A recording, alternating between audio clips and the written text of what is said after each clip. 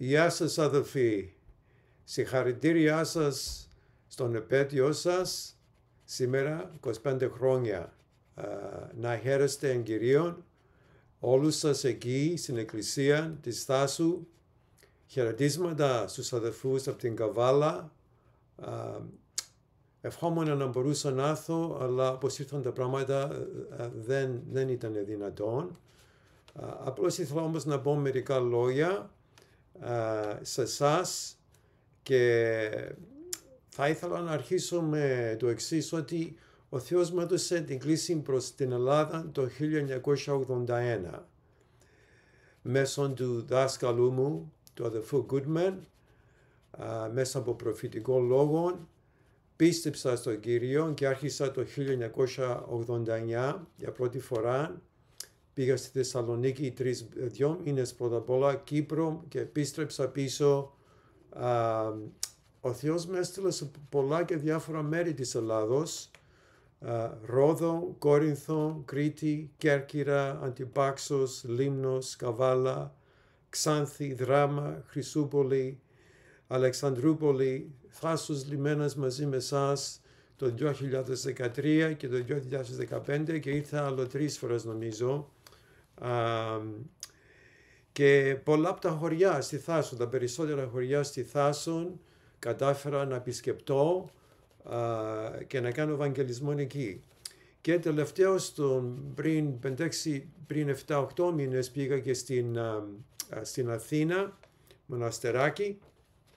Δόξα τω Θεώ, αυτή ήταν η δική μου κλήση από τον Κύριο και προσπάθησα να την εκτελέσω σιγά σιγά. Δεν είχα σχέδιο δηλαδή τι θα να κάνω, αλλά σιγά σιγά ο Θεός με καθοδήγησε. Και θα ήθελα να πω σε όλους σας ότι όλα όσα έχουμε κάνει είναι στο παρελθόν μας, λέγει η Γραφή. Δεν ξεχνάμε αυτά, αλλά η Γραφή μας προτρέπει όμως να μην κοιτάζουμε πίσω, αλλά να έχουμε οραματισμό να πάμε μπροστά. Προς Φιλιππισίους μας λέγει, 3ο κεφάλαιο προς Φιλιππισίους, ο Απόστολος Παύλος δίνει μια ωραία προτροπή στους αδελφούς εκεί και λέει στο 13 εδάφιον, αδελφοί λέγω, εγώ δεν στοχάζομαι τον εαυτό μου ότι έχω αποκτήσει. Αλλά ένα πράγμα κάνω, λησμονώντας μεν όσα βρίσκονται πίσω, επεκτηνόμενος δε όσα βρίσκονται μπροστά. Τρέχω προς το σκοπό για το βραβείο της Άνω Κλήσεως του Θεού εν Χριστώ Ιησού.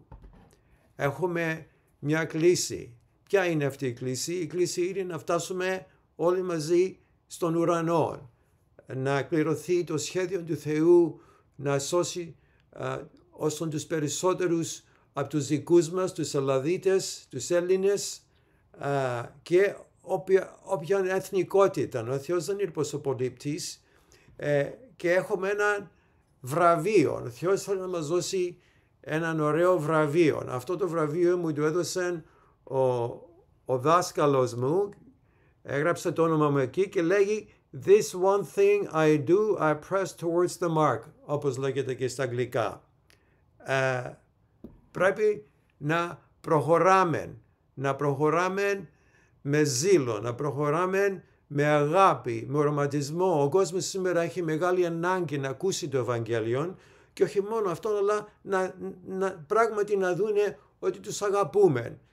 Και πιστεύω ότι από αυτό που έχω δει από εσάς εκεί, ότι είστε σε μια θερμή εκκλησία, αγαπάτε ο ένας τον άλλον και σας προτρέπω να συνεχίσετε σε αυτήν την πορεία με αυτόν τον τρόπο.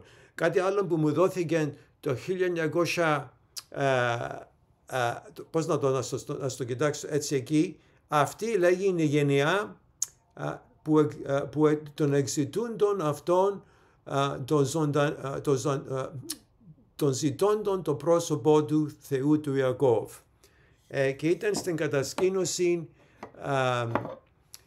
στην Κύπρο το